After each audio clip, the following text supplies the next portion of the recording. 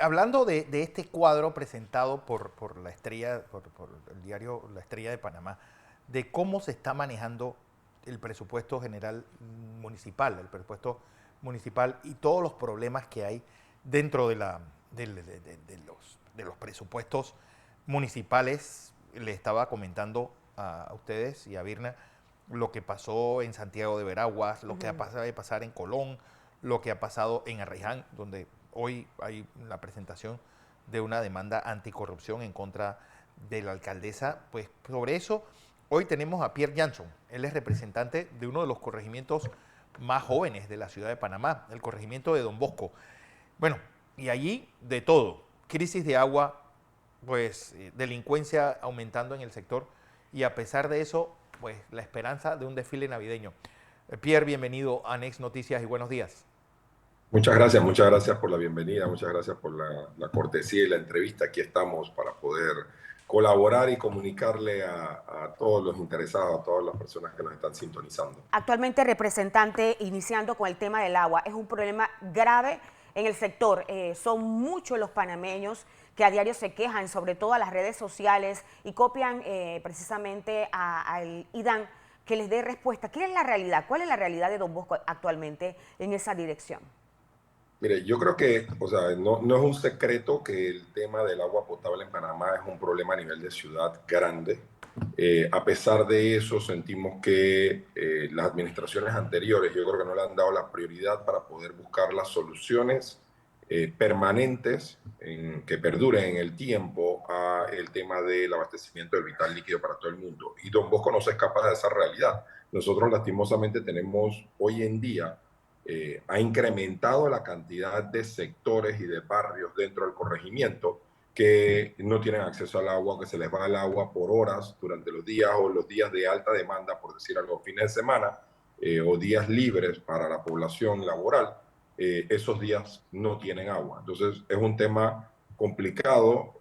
Lo que nos han dicho es que la solución es una solución que solamente puede venir casada con la apertura de una nueva planta potabilizadora de Gamboa. Sin embargo, nosotros creemos que hay soluciones en el corto plazo que se pueden dar. Por ejemplo, hay un montón de fugas de aguas a nivel de ciudad. Usted en todos lados donde pasa generalmente ve una tubería rota botando Sí. agua y es seguro que esa agua podría llegarle a otros sitios donde sí se necesita.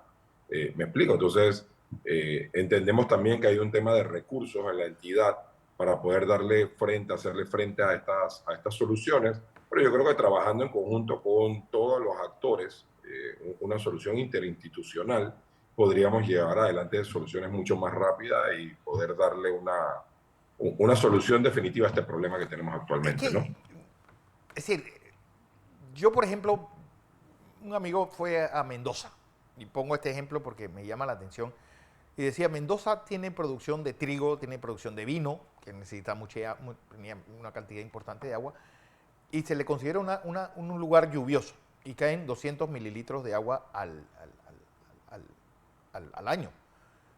Panamá, el arco seco, caen 1.200 mililitros de agua al año. Imagínate. Es decir, el arco seco nuestro. Ajá. Es decir, aquí lo que sobra es agua. No hay justificación. Y el problema está en que, bueno, se hicieron barriadas y decían, bueno, yo hice la barriada, pues el problema lo tiene el IDAN después que yo entrego las casas. Y aquí hubo un problema serio de coordinación, planificación. de planificación. Y ustedes son víctimas de todo ese desastre. Gente que pone sobre la mesa la inversión más importante que va a ser su vida, que es la compra de una casa, y terminan timados. Es decir, Sí. ¿y dónde estuvieron los representantes, los ingenieros municipales, o sentarlos dentro de los consejos municipales a esos ingenieros municipales a decirles, pues es que esto no puede ser así? Es decir, primero tenemos que poner los bueyos y después la carreta, no al revés. Yes. Estamos claritos. Inclusive, miren, nosotros el día martes contamos con la presencia del director del IDAN, el señor Rutilio, director nuevo, que se nota que viene con toda la voluntad y las ganas de sacar adelante la institución. Digo, no olvidemos que Rutilio tiene 20 años de ser miembro de la directiva del IDAN. Es decir, no es alguien que viene ajeno a la institución. No. Es decir, no es Parte de ese proceso. miembro del gabinete. Sí, pero, A diferencia de él, vamos, él es la única persona que yo creo que está llegando a un puesto que conoce. lo entiende y ha visto pues cómo ha sido la evolución del desastre y cómo fue creciendo ese desastre a lo largo del tiempo. Totalmente de acuerdo con ustedes y por eso se siente la voluntad y las ganas de buscarle solución al tema. Obviamente también hay que entender que, o sea, Roma no se construyó en un día y hay que tener un poco de paciencia, pero viene la otra cara de la moneda. ¿Cómo usted le pide paciencia a una familia que tiene bebés, que tiene niños chicos y que pierde el agua desde las 7 de la mañana hasta las 10 de la noche? Entonces, ¿cómo hacen?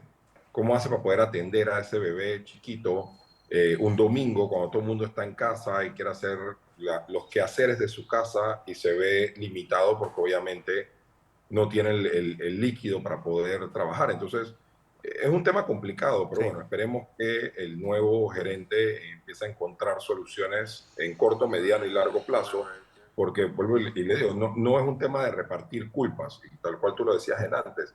Hay un error de planificación en la ciudad de Panamá y la ciudad cada vez está creciendo más hacia los extremos, hacia el norte y hacia el este.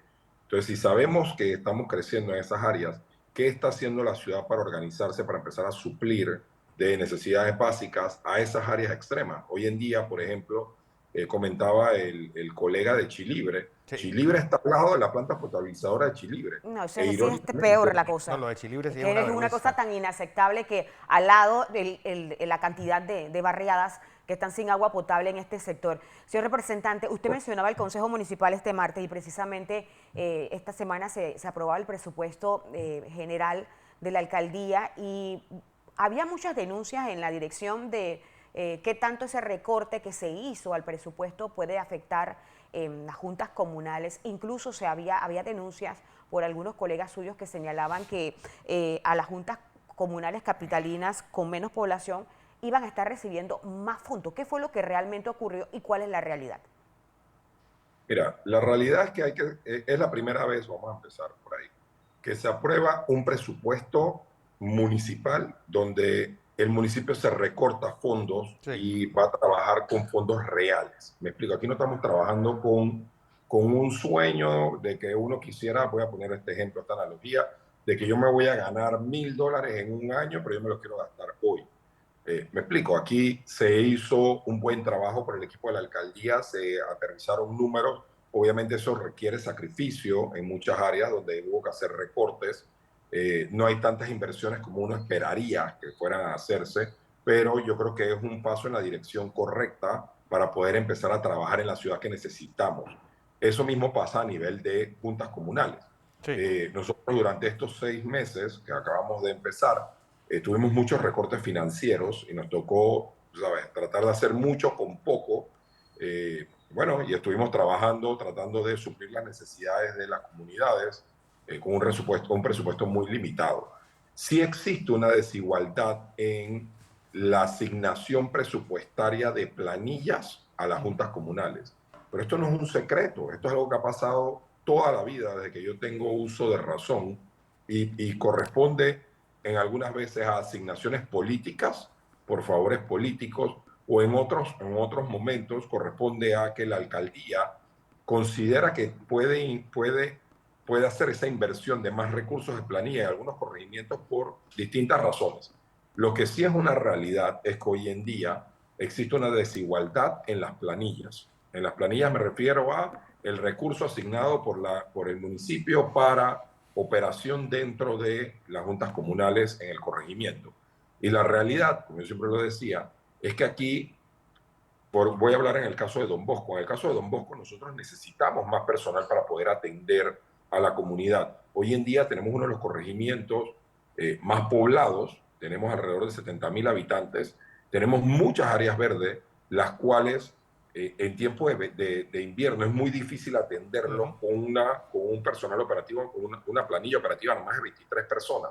Entonces es un tema complicado porque la comunidad empieza a quejarse y a decirte tal parque Pero, por tiene la... ejemplo, Pierre, esas áreas verdes, ¿por qué no se trabajan en conjunto Juan Díaz, Don Bosco, es decir, los tres corregimientos que están cercanos, sí. juntos? Es decir, porque alguien que corta la hierba en Don Bosco no tendrá que cortar la hierba hasta 2 semanas después. Es decir, puede hacer trabajo mientras tanto en Juan Díaz. El gran problema es que hemos balcanizado, porque no hay otra forma de describirlo, la ciudad en el cual pues nos hemos separado todavía más de lo que ya estamos. O Es también correcto. si lo Pues, permite la ley, ¿no? También. Yo, por supuesto que la debe Comprendo permite. lo que me dices, pero bajo ese mismo panorama, yo te puedo decir, por ejemplo, Don Bosco tiene 39 parques. 39 parques. Es decir, que si una persona se dedica un día a cortar un parque, tú regresas al primer parque 39 días después. Sí, pero esa concentración de esos 39 parques, ¿cuántos kilómetros cuadrados mide Don Bosco? Si al final Don Bosco es una decisión de Juan Díaz. Antes todo eso lo manejaba el mismo representante. Y estaba mal atendido.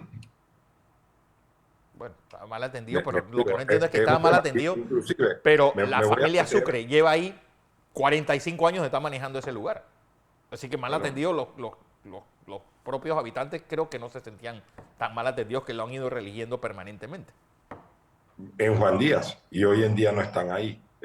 Pero no quisiera entrar en esa discusión política, porque yo creo que las comunidades han escogido a personas en este nuevo quinquenio para poder tratar de hacer cambios, para poder tratar de dar soluciones a los problemas.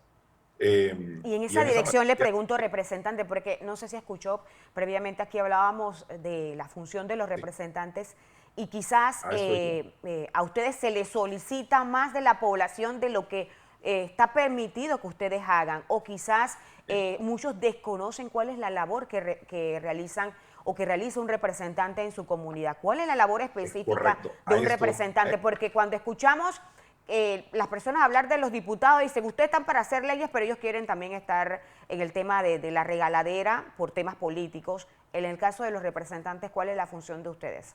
correcto.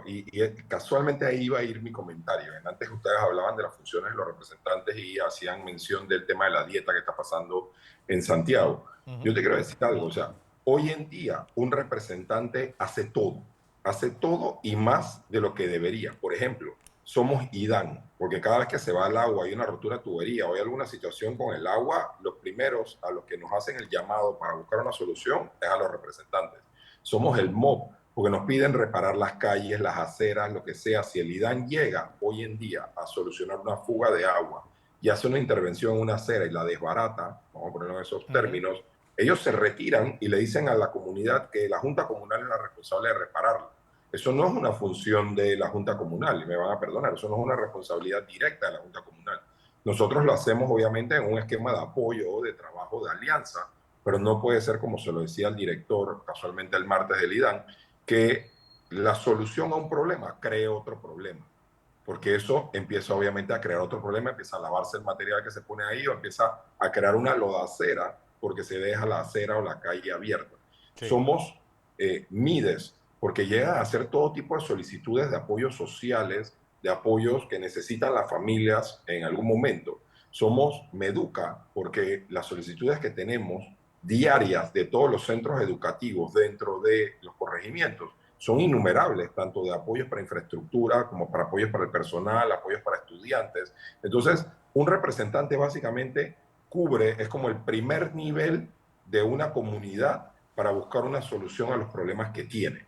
Entonces, es un esquema bastante variado y tal cual ustedes lo decían. Hay muchas veces que nosotros hacemos mucho más allá de lo que nos permite la ley, pero lo hacemos porque al final del camino la comunidad requiere soluciones, no requiere excusas, no espera que me contactan a mí para yo decirles, no, tienes que ir a presidencia a poner tu queja. No, ellos lo que esperan es que uno sea quien le busque la solución a ese tema y muchas veces incluye o involucra hacer llamadas, hacer reuniones, pedir, subir, exigir y demás. Entonces, la labor del representante es básicamente como si fuera un todólogo que debería de limitarse mucho a lo que Pero está a la larga, estipulado por ley. es decir, cuando se inventaron eso de los representantes, porque antes eran concejales, era gente que estaba en un consejo municipal, pues siendo una especie de cuerpo legislativo del alcalde. Cuando se inventaron eso del representante, es esa persona que era la voz de la comunidad con las instituciones de gobierno. Sí, y de repente, no sé cómo le metieron esteroides a eso y terminaron siendo, bueno, lo de la descentralización ya es el culmen de esos superpoderes que tienen ciertos representantes que tú dices, bueno, esto es gente en que se gastó $400 millones, que en este país se habla de millones de dólares de una forma tan En natural. tranquila que uno dice, bueno, es que aquí, ¿dónde están esos 400 millones de dólares? Que estamos hablando de muchísimo dinero.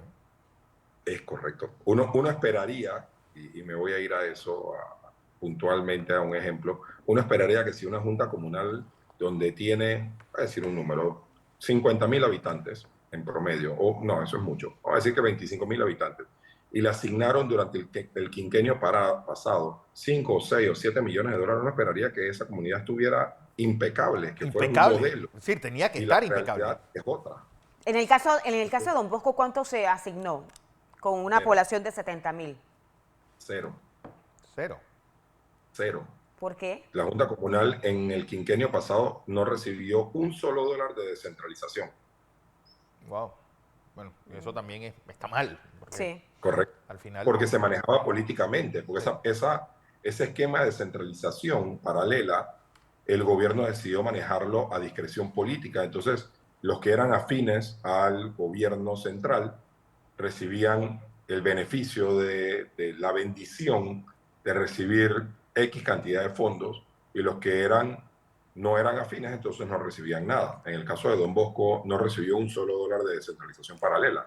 Sin embargo, por ejemplo, en Colón se hablan de juntas comunales que recibieron 16, 18 millones de dólares para una población de 5.000, 10.000 personas. Uno esperaría que allá hubieran hasta carros que volaran. Y No, no. y digo, es que sí, Colón sí. ya está peor. Es que era para darle, es decir, yo creo que hubiera sido más rentable darle ese dinero a cada uno de los habitantes. Mira, a ti te tocan 50.000, Y resuelve tu 30.000 problema y más ya. apremiante. Así limpia tú Sí. mismo tu acera, hazte tu calle, lo que sea, pero con 50.000. Es decir, porque si tú sacas el promedio, a pesar de que Gaby Carrizo dijo una frase de que, bueno, si uno agarra esos 300 millones y lo divide entre tantas juntas comunales, sale $80.000 por juntas comunal.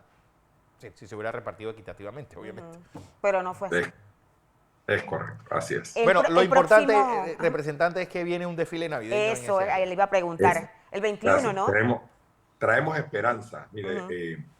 lastimosamente, esto vale la pena recalcarlo, o sea, en Don Bosco, por los últimos 9 años se hizo un alumbrado navideño en un parque muy icónico de Don Bosco, que para mí es uno de los mejores parques de la ciudad, que se llama el Parque de la Riviera. Lastimosamente, este año yo creo que no es un secreto a voces que por los temas de recortes financieros que hubo, no se pudo llevar adelante ese alumbrado navideño. Nosotros estuvimos tratando de llevarlo adelante con la empresa privada, haciendo distintas alianzas, pero lastimosamente no se pudo concretar nada. Y hoy tenemos un parque que, vamos a decirlo así, que la Navidad está triste. Así es que nos inventamos traer un desfile a Don Bosco navideño, tratando de rescatar esa esperanza, de rescatar esos momentos que uno tiene de felicidad en vísperas de la Navidad. Entonces tenemos ese desfile este sábado 21, a partir de las 6:30 de la tarde, saliendo de la parte de atrás de la iglesia Santa Rita de Caxia en Bello Horizonte. Va a recorrer como 1.4 kilómetros para terminar en el Parque de la Riviera, donde vamos a tener una tarima con villancicos, con una obra musical, una obra navideña. Vamos a tener la presentación del ballet de Don Bosco, que son más de 100 niñas que han estado practicando durante estos 6 meses para poder brindar un espectáculo a todos los asistentes. Y así vamos a tener distintas actividades, ¿no? Tenemos un desfile bastante completo, con personajes navideños, con un poco de todo. La verdad es que vamos a tratar de traer esa magia navideña que hace falta hoy en día para traer un poquito de esperanza a los próximos días que vienen, ¿no? Bueno, representante, suerte entonces con eso Suerte. y bueno, esperemos que la población de Don Bosco vaya, porque la verdad es que eso te eleva el espíritu, Así es. esos desfiles navideños. Cordialmente invitados todos los que quieran venir. Así es. Saludos. Gracias. Pierre Gracias a Jansson, usted. él es representante de Don Bosco.